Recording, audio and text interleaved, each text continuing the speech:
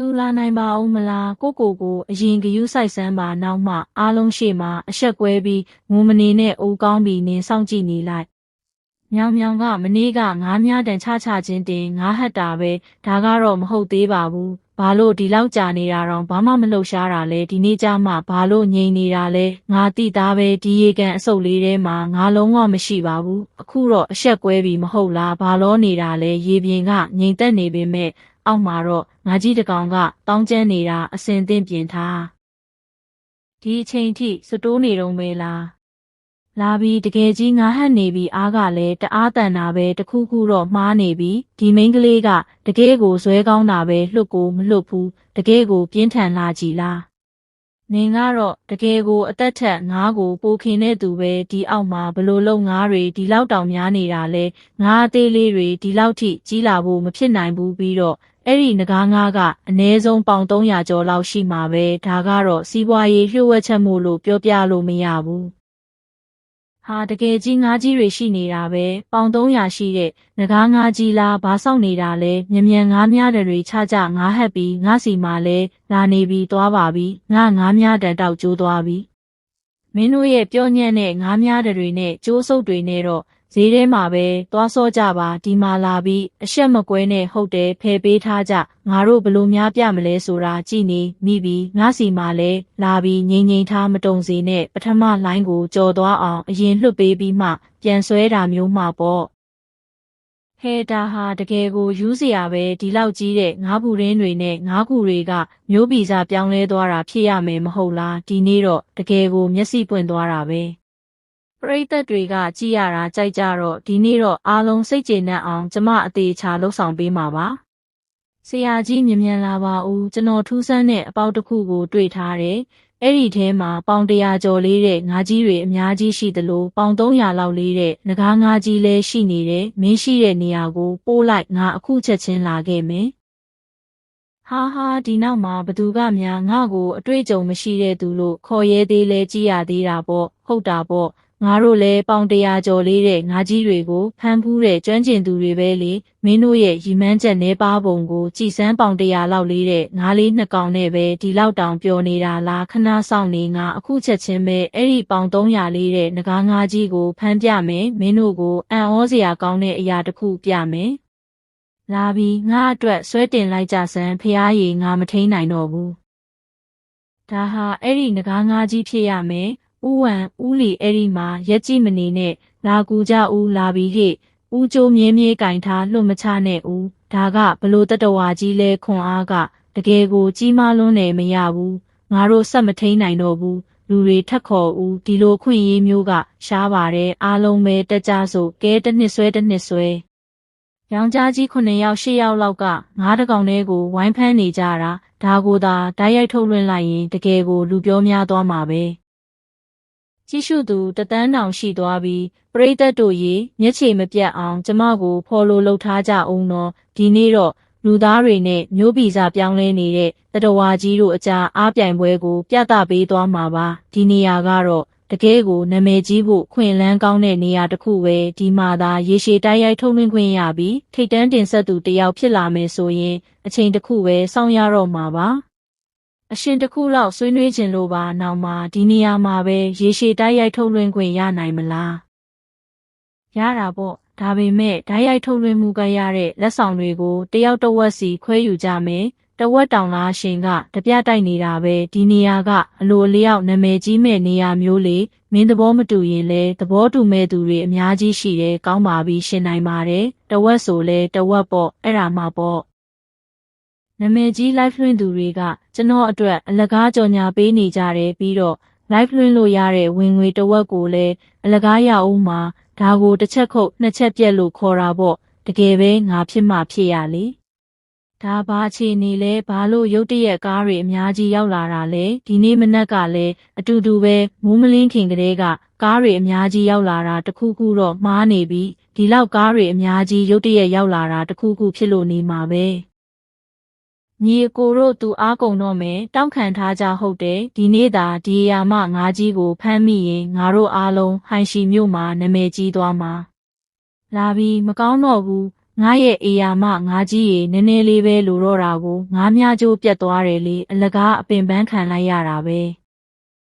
ဟာဟိုမှာငါကန်တက်ဖြတ်သူမဟုတ်လားငါချင်းတွေမြင်တာနဲ့လမ်းဖယ်ပေးရတဲ့အမြဲတမ်းလက်ပလာပြန်တက်တဲ့ငါများဘရင်တိတ်ချယ်မဟုတ်လားသူဘာလို့ရောက်လာတာလဲငါရဲ့အိုင်တော်မိုးကအင်ကြီးဝစ်ပြီးရှုတောက်တောင်ကိုကြော်ဖြတ်ခဲ့တဲ့ယောက်ျားစစ်ကွာရှင်းစာချုပ်ကိုအစာအဖြစ်သုံးပြီးငါးမြတတ်တဲ့ဟဲချမ်းတီလဲရောက်နေတယ်လေပြီးတော့ဘဲကလာမှန်းမသိတဲ့သူရဲကောင်းအသက်ရွယ်မရွေးငါးမြတတ်တဲ့ပတ်ကြည့်ငါးမြဘရင်ထန်ဆန်းအဖိုးကြီးလဲပါတာပဲဆရာနောက်ဆုံးတော့ရောက်လာပြီပေါ့ဒီငါးကန်ပဲခုနကကျမရေထဲဆွဲချခံရတော့ကရေအောက်မှာထူးဆန်းတဲ့တတဝါတွေအများကြီးပဲပေါင်300လောက်ရှိတဲ့အေယာမငါးနဂါးတကောင်ကိုလည်းကိုယ်တိုင်မြင်ခဲ့တယ်။ခုနကသူတို့တွေအဲ့ဒီငါးနဂါးနဲ့အားပြိုင်နေကြတာနာရီဝက်လောက်တောင့်ခံနိုင်ခဲ့ပေမဲ့နောက်ဆုံးမှာငါးများကျိုးပြက်ပြီးလွတ်သွားတယ်။ဆရာရဲ့ပညာရက်ကအရန်တော်တာပဲဒီနေ့တော့အဲ့ဒီငါးကိုကျင်းသေးပေါက်ဖမ်းနိုင်မှာပါမိန်းကလေးစကားကိုအပိုင်မပြောပါနဲ့ဦး။ဒီရဲကငါးကြီးကိုဘသူရမလဲဆိုတာဘသူကအနိုင်ရမလဲဆိုတာမသိနိုင်သေးဘူးအဖိုးကြီးကတော့ဒီနေ့ငါးကန်နားမှာလာပြီးအပျော်ရမ်းငါးလာများတာပါဒါဆိုရင်တော့ကိုယ့်ရေချင်းနဲ့ကိုစူးစမ်းကြတာပေါ့မင်းကဒီနေရာကပိုင်ရှင်လားဈေးပြောလေငါးများမလို့တယောက်ကို300ပါငါမရရင်တော့ခမားတို့ရဲ့ပညာဉာဏ်လိုပဲကျိုးပြက်တာတန်ငါတို့ကျိုးတာတွေကိုတာဝန်မယူဘူးရေးစရာပဲငါကပေါင်900ရှိတဲ့ငါထွန်းတုံးတောင်ဖမ်းခဲ့ဘူးတာပေါင်300လောက်ရှိတဲ့ငါးနဂါးလေးကတော့လက်ဖြားနဲ့တို့ယုံပဲငါဟေရချံမှာအမာဆုံး2ခုပဲရှိတယ်အဲ့ဒါကငါရဲ့ဒေါသနဲ့ငါများတယ်ပဲငါရသည်ဖြစ်စေမရသည်ဖြစ်စေကိစ္စမရှိပါဘူးနေပူစာလာလုံးနေလို့ပဲသဘောထားလိုက်ပါမယ်အဖိုးကြီးရဲ့အသားရောင်ကဆက်ပြီးနေပူလုံးနေရင်တော့ညဘက်ကျရင်သွားတွေကတောက်ပပြီးမော်ဝင်သွားဦးမယ်ကုတ်ကိုစကန်ဖက်ပြီးငွေပေးချေပါ3ယောက်လုံးငါးတွေအများကြီးရပါစေအေးလေငါကတော့ဘလို့လူစွမ်းကောင်းတွေရောက်နေတာလဲလို့အောက်မေ့တယ်တကယ်တော့ကျန်းရွံဆိုတဲ့ဒီကောင်စုပ်လေးကနောက်ွယ်ကနေကြိုးကင်နေတာကိုအိမ်ကနေအနှင်ထုတ်ခံထားရတာတောင်ဒီမှာငါးကန်တစ်ခုလုပ်ပြီးတိတ်တိတ်လေးပတ်စံတွေအများကြီးရှာနိုင်လိမ့်မယ်လို့မထင်ထားဘူးကျန်းမိသားစုရဲ့ပိုင်ဆိုင်မှုအားလုံးကငါသားရဲ့ဥစ္စာတွေပဲအိမ်ကနေအနှင်ထုတ်ခံထားရတဲ့မင်းကတော့သူကအသုံးမကျတဲ့အမိုက်ပဲအခြေအနေကိုပြောင်းလဲနိုင်မယ်လို့ထင်မနေနဲ့မြ မြန်ဆရာကြီးရေငါးဟတ်နေပြီဒီအားကတော့တကယ်ကိုမသေးဘူးပဲကောင်ကြီးတကောင်ပဲဟာငါလိုချင်ဆုံးခံစားချက်ကဒါမျိုးပဲအားရင်တွေအပြည့်ပဲခံစားချက်ကတော့โอเคပါတယ်ဒါပေမဲ့ဒီလိုအားရင်မျိုးကတကယ်ကိုရှားပါတယ်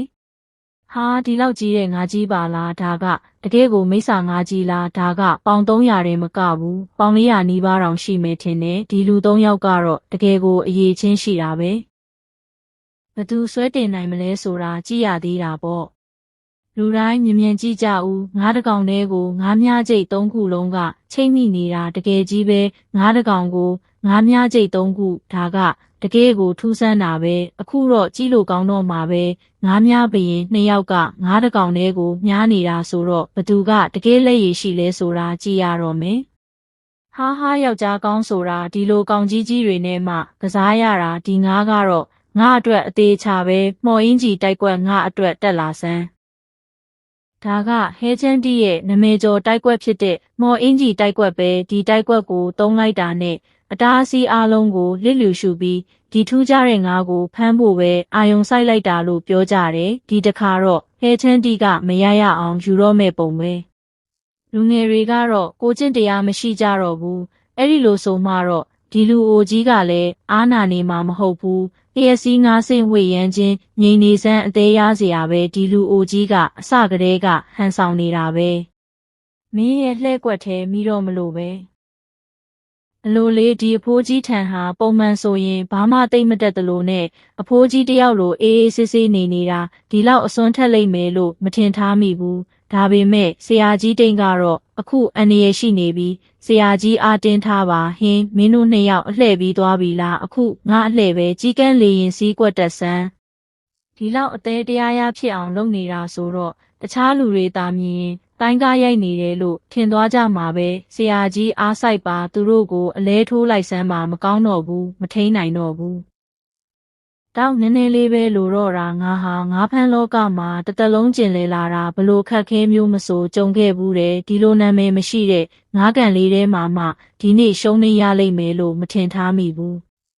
နိုင်ပြီဟဲ့ဆရာကြီးတိန်ကတော့ဆရာကြီးပါပဲဆရာကြီးတိန်ကတနိုင်ငံလုံးကအတိမတ်ပြုထားတဲ့ငါးဖမ်းဘရင်ဆိုတော့လဲမထူးဆန်းပါဘူးသူ့ရဲ့ကြီးကန်းလေရင်စည်းဆိုတဲ့အစွမ်းကတကယ်ကိုအံ့မခန်းပါပဲအင်အားကြီးသူ2ယောက်တောင်ရှုံးနေသွားရပြီးငါဖမ်းပိုက်မြန်လာပြီမင်းငါကိုဖမ်းနေတာလားဒါမှမဟုတ်သူ့ကိုအုတ်ထုတ်ဆောင်ပေးနေတာလားအကြီးဆုံးပိုက်နဲ့လဲလိုက်စမ်းဒါကကျွန်တော်တို့စီကအကြီးဆုံးပိုက်ပဲဒါပေမဲ့ငါကအရန်ကြီးနေတော့ထဲ့လို့မရဘူးကြောင်မနေနဲ့လေမြန်လာကူကြဦးဒီကောင်ကြီးကိုအပေါ်ကိုတန်းပြီးမတင်လိုက်ကြရအောင်ကောင်းပြီးမလိုက်စမ်းအေးမလိုက်စမ်းတစ်နှစ်သုံးဟဲ့380ပေးတာတဲ့ဒါကငါမဟုတ်ရဲ့လားတကယ်ကိုဘီလူးတတဝါကြီးပဲငါဘဝမှာဒီလောက်ကြီးတဲ့ငါကိုဖမ်းမိတယ်ဆိုတော့လေဒီဘဝအတွက်တော့တန်သွားပါပြီဆရာကြီးကတကယ်တော်တာပဲ380ပေးတာတောင်နဲ့ဒီငါကတကယ်ကိုမယုံနိုင်စရာပဲအမေကငါ့ကိုဘာလို့ဖုန်းကြီးကိုကြည့်ပြီးဦးချနေတာလဲလို့မေးတယ်အလုရှင်ကိုတောင်းပန်လိုက်ပါဦးဒါဟာငါဖမ်းသမားတိုင်းရဲ့အိမ်မက်ပါပဲဆရာကြီးတိန်ကျွန်တော်ကရေပန်းဥယျာဉ်ရဲ့မန်နေဂျာပါဒီငါးကို2သိန်းနဲ့ရောင်းမလားကျွန်တော်ဥယျာဉ်အတွက်အဖိုးတန်ရတနာအဖြစ်ဝယ်သွားခြင်းလို့ပါပေါင်380လေးတဲ့ငကားငါးကို2သိန်းနဲ့ဝယ်ခြင်းနေဆိုတော့ခမည်းအိမ်မက်နေတာလားဆရာကြီးတိတ်ကျွန်တော်ကဟိုင်မျိုးကအစင်းမြင့်ဟိုတယ်ပိုင်ရှင်ပါ9သိန်းပေးပါမယ်ရုပ်လုံးသွင်းပြီးဟိုတယ်အဝင်ဝမှာထားမယ်ဆိုရင်လူတွေတော်တော်စိတ်ဝင်စားမှာသိကြပါတယ်ငါးတကောင်ကို9သိန်းတောင်လားဒါမျိုးကိုအိမ်မက်တောင်မမက်ရဲဘူးနှမျောစရာပဲငါးများကြိုးတာမပြတ်သွားရင်ကောင်းသားငါးများက300တဲ့နဲ့9သိန်းတန်ငါးကိုရတော့မလို့ဆိုင်ရှင်တော့အကုန်ပြုတ်တော့မှာပဲဒီငါးကိုကျွန်တော်ကိုယ်တိုင်ပဲမွေးပါမယ်ဘလောက်ပေးမရောင်းပါဘူးဟဲ့ယိုကြီးရေကန်ပါတဲ့ကုန်တင်ကားတစ်စီးအမြန်လွှတ်လိုက်ဦးဟုတ်တယ်ပေါင်380လေးတဲ့ငကားငါးတကောင်အတွက်အခုချက်ချင်းတော့ဆိုင်ရှင်ခမားဈေးသာပြောလိုက်ပါဒီငါးကိုကျွန်တော်ယူသွားမယ်စီကန်းပါပဲခမားတို့ငါးများနိုင်တဲ့၍အကုန်ယူသွားလို့ရပါတယ်တပြားမှပိုးမယူပါဘူးအားလုံးပျော်ပါမြားနိုင်ရင်ရပါပြီ9သိန်းတန်ကြီးကိုစီကန်းချက်တွေသာမရှိရင်ခမားတို့ကိုဒီလောက်ဈေးတက်တာနဲ့ပေးမှာမဟုတ်ဘူးဆိုင်ရှင်ကတကယ်သဘောကောင်းတာပဲငါးများက300တဲ့နဲ့9သိန်းတန်ငါးကိုရနိုင်နေဆိုတော့တကောင်လောက်မြားမိတာနဲ့တန်းချမ်းသာပြီးထီပေါက်တာထက်တောင်အမျက်များသေးတယ်အလုတ်သွားမနေတော့ဘူးအိမ်ပြန်ပြီးအကောင်းဆုံးငါးများကရိယာတွေပြင်ဆင်ပြီးမနှက်ဖြန်ဆိုင်ရှင်ကိုလာစိန်ခေါ်မယ်ဆိုင်ရှင်ကျန်းကတကယ်ရက်ရောတာပဲခမားကဒီလောက်အပြောဆိုပြတ်သားမှတော့ကျွန်တော်တို့လည်းမညံ့ပါဘူးဖော်လိုဝါတန်း20ရှိတဲ့နာမည်ကြီးတိုက်ရိုက်ထုတ်လွှင့်သူကပေါင်300ကျော်လေးတဲ့ငကားငါးကြီးကိုကိုယ်တိုင်ဖမ်းမိလိုက်လို့တလောကလုံးဟိုးကျော်သွားပါပြီအားပါငါးများဘရင်နဲ့တကန်ထဲမှာငါးများခဲ့ရတာဆိုတော့ငါလဲငါးများဘရင်ဖြစ်သွားပြီပေါ့လူစုကြဟိငါးများတန်တွေအစင်သင့်ပြင်ထားကြဂုဏ်ပြုပါတယ်အရှင်ခမားရဲ့ကြော်ကြားမှုကတသန်းကျော်သွားပါပြီဆုလက်တွေအနေနဲ့ကန်ထဲကငါးအလုံးရဲ့အရွယ်အစား2ဆကြီးလာမယ်ရှေးဟောင်းမျိုးဗီဇပြောင်း5မျိုးစိတ်10မျိုးကိုလည်းထပ်တိုးပေးလိုက်ပါတယ်ကြော်ကြားမှုကတော့တကယ်ကိုပေါက်သွားပြီးငါးတွေရဲ့အရွယ်အစားက2ဆတောင်ဖြစ်သွားတာလားဒီငါးများသမားတွေကငါ့ကိုလာစိန်ခေါ်ကျင်ကြတာပေါ့မနှက်ဖြန်ကြရင်အားလုံးကိုအလဲပြဖြစ်အောင်လုပ်ပစ်မယ်စိတ်လှုပ်ရှားဖို့ကောင်းလိုက်တာဆိုင်ရှင်ရှင့်ကျေးဇူးကြောင့်ကျမရဲ့ဓာတ်ရိုက်ထုတ်လွှင့်မှုကတကယ်ကိုပေါက်သွားပြီးလက်ဆောင်ရတာတင်တသန်းရခဲ့တယ်တယောက်တော့ဝက်ခွဲဖို့သဘောတူထားတဲ့အတိုင်းရှင်ကို9သိန်းလွှဲပေးလိုက်ပါပြီပထမဆုံးနေ့တင်9သိန်းတောင်ရတာလားနောက်ပိုင်းဆိုရင်ပိုးတောင်အဆင်ပြေဦးမယ်ကောင်းပြီလက်ခံရရှိပါတယ်ဒါဆိုကျမအရင်သွားတော့မယ်နော်ဆိုင်ရှင်မနှက်ပြန်လာခဲ့မယ်အချိန်မရွေးကြိုဆိုပါတယ်ခမားတို့မလာရင်ကျွန်တော်ဘလို့လုပ်ငန်းတိုးတက်မှာလဲဟေ့လူလေးမကောင်းတော့ဘူးကိစ္စကြီးတော့မယ်အဖေကလည်းဘာတွေအလန့်တကြားဖြစ်နေတာလဲကျန်းရွံဆိုတဲ့ကောင်လေးကဘယ်ကနေငါးများကန်ကြီးရလာလဲမသိဘူးအခုဆိုအယောင်ရတော်တော်တွက်နေပြီးပတ်စံတွေအများကြီးရနေတာငါတို့အိမ်ကနှင်ထုတ်ခံထားရတဲ့အတုံးမကျတဲ့ကောင်ကငါးများကန်ဖွင့်ဖို့ဘယ်ကပတ်စံရလာတာလဲအဲ့ဒါတော့ကျွန်တော်လည်းမသိဘူးဒီကောင်လေးကအခြေအနေကောင်းသွားပြီးပတ်စံအများကြီးရှာသွားရင်ငါတို့ကိုပြန်ပြီးကလဲစားချေမှာတေးကြတယ်သူ့ကိုဘယ်တော့မှအောင်မြင်ခွင့်မပေးနိုင်ဘူး ငါရှိနေသမျှကာလပတ်လုံးသူဒီတသက်အခြေအနေကောင်းမှာမဟုတ်ပါဘူး။သားလေးမင်းမှာနီလန်းရှိလို့လား။နီလန်းကရိုးရှင်းပါတယ်။သူငါးကန်လုံးနိုင်ရင်ငါတို့လည်းလုံးနိုင်တာပေါ့ပြီးတော့ငါတို့မှာရင်းနှီးငွေပိုများတော့သူ့ထက်တောင်ပိုပြီးခမ်းနားအောင်လုပ်လို့ရတယ်။အဖေမြန်သွားပြီးစောက်လို့ရေးအဖွဲ့နဲ့မွေးမြူရေးခြံကိုဆက်သွယ်လိုက်ပါပတ်စံကုန်မှာကိုမကြောက်နဲ့တညတည်းနဲ့အစိတ်မြင့်ငါးကန်တစ်ခုကိုအမြန်ဆောက်ခိုင်းလိုက်မယ်။သူ့ရဲ့စီးပွားရေးအားလုံးကိုငါလူယူမယ်သူ့ကိုအရင်လိုပဲအမိုက်ကောက်တဲ့သူတောင်းစားဘဝကိုပြန်ရောက်သွားအောင်လုပ်ပြစ်မယ်။ကောင်းပြီအခုပဲသွားလုပ်လိုက်မယ်။နာမည်ကြီးလာတာနဲ့အမျှငါးလာများတဲ့သူတွေပိုများလာမယ်။ဒါပေမဲ့ငါကန်ကသေးတော့လူအများကြီးကိုလက်မခံနိုင်ဘူးပတ်စံပိုရခြင်းရင်တော့အရင်လိုလူတိုင်းကိုလက်ခံလို့မရတော့ဘူးအသေးဝင်စနစ်ကိုပြောင်းရမယ်တကယ်ကိုဝါသနာပါပြီးအရေးချင်းရှိတဲ့ဖောက်တယ်တွေကိုပဲထိန်းထားရမယ်ဒီညကြီးမင်းကြီးဘယ်ကအတန်တွေလဲတထေးရေအနက်ကတော်လောက်ပြီကားပေါ်ကငါးတွေကိုအကုန်သွန်ချလိုက်ငါကန်ကိုအပြည့်ဖြည့်လိုက်စမ်းငါတို့အကောင်ကြီးကြီးတွေအများကြီးပြင်ဆင်ထားတယ်မနှက်ဖြန်ကြရင်ကျန်းရွံရဲ့စီးပွားရေးကိုအကုန်လူယူနိုင်မှတေးကြတယ်။ဟုတ်တယ်ငါသားကတော်လိုက်တာကျန်းရွံဆိုတဲ့ကောင်ကစင်းရဲသားပါငါတို့နဲ့ဘယ်ရှင်နိုင်ပါမလဲ။ကျန်းလုံတို့ကငါငကန်နဲ့ပတ်စံရနေတာကိုသိသွားပြီးစီးပွားရေးလူဖို့လုပ်နေတာပဲနှမျောဖို့ကောင်းတာကဒီငါးများသမားတွေရဲ့စိတ်ကြိုက်ကိုငါကန်တဲကငါကြီးတွေကဖန်ဆာပြီးသားပါတာမန်ငါးတွေလောက်နေတော့သူတို့မကျေနပ်နိုင်တော့ဘူးကဲအိတ်တော့မယ်မနှက်ဖြန်စောစောထအောင်မယ်ကျန်းရွံမြန်တကားဖွင့်စမ်းဒီနေ့မင်းစီကငါးတွေထပ်များအောင်မယ်လာများကြလေမင်းတို့ညံ့လွန်းလို့ငါးများတွေရေထဲပါကုန်မှာပဲကြောက်တယ်ဘာတွေလျှောက်ပြောနေတာလဲဒီနေ့အကောင်းဆုံးပစ္စည်းတွေယူလာတာငါလည်းပတ်စံအကုန်ထုတ်ပြီးလာတာမင်းရဲ့ရေကန်ကဘလောက်နဲ့တလဲဆိုတာကြည့်ရသေးတာပေါ့ကောင်းပြီထုံးစံအတိုင်းပဲငါးများကျိုးပြက်တာငါးများတဲ့ကျိုးတာတွေငါတာဝန်မယူဘူးနော်လူကတော့ပြန်သွားလို့ရတယ်ကျိုးသွားတဲ့ငါးများတဲ့ကိုတော့ဒီမှာထားခဲ့ရမယ်ဒါပေမဲ့ဒီနေ့ကစပြီးအခကြေးငွေယူပုံစနစ်ပြောင်းသွားပြီဘလို့ပြောင်းတာလဲငါကန်ကသေးတော့လူတွေအများကြီးမဆန့်ဘူးဒါကြောင့်ဒီနေ့ကစပြီးအသေးဝင်စနစ်ကျင့်သုံးမယ်တစ်လကိုတသိန်းနေရာက90စားပဲရှိတယ်အရင်လာတဲ့သူကအရင်ရမယ်တစ်လတသိန်းဟုတ်လားမင်းကတပြတိုက်နေတာလားဟုတ်တယ်ငါးများဖို့တသိန်းပေးရမယ်ဆိုတာမင်းယူနေတာလားငါတို့ယူနေတာလားငါကန်ထဲကငါးတကောင်ချင်းစီကပေါင်100ကျော်တဲ့ငါကြီးတွေကြီးပဲတကောင်မိတာနဲ့မင်းတို့ရင်းနှီးထားတာထက်ပိုတန်တယ်မမိရင်တော့မင်းတို့ညံ့လို့ပဲမနေ့ကငါရတဲ့ငါးတကောင်ထဲနဲ့တင်အမျက်များကြီးရပြီးသားပါဒီတသိန်းကတော့မင်းကိုအားပေးတဲ့အနေနဲ့ပေးလိုက်မယ်ပျော်ပျော်ရွှင်ရွှင်ကစားရရင်ကျန်တာတွေကကိစ္စမရှိပါဘူးရောက်တုံးရောက်ခိုက်ငါလည်းအသင်းဝင်မယ်လာပြီးတော့အားပေးကြတာပေါ့တထေးလေးပြောတာမှန်တယ်ငါးတွေကကန်ထဲမှာပဲရှိတာမိမမိဆိုတာကတော့ကိုယ့်ရေချင်းပေါ်မှာပဲမူတည်တယ်ဟုတ်တယ်စွန့်စားကြည့်လိုက်ရအောင်စပိန်ကနေမော်တော်ဆိုင်ကယ်ဖြစ်သွားနိုင်တာပဲတကောင်လောက်မိတာနဲ့တင်အရင်ကြေပြီးမိပြီးအားလုံးပဲသူ့ရဲ့လှဲ့ကွက်ထဲမဝင်သွားကြပါနဲ့ဦးဒီလောက်သေးတဲ့ငါးကန်ထဲမှာငါးကြီးတွေအများကြီးရှိနေနိုင်စရာမရှိပါဘူး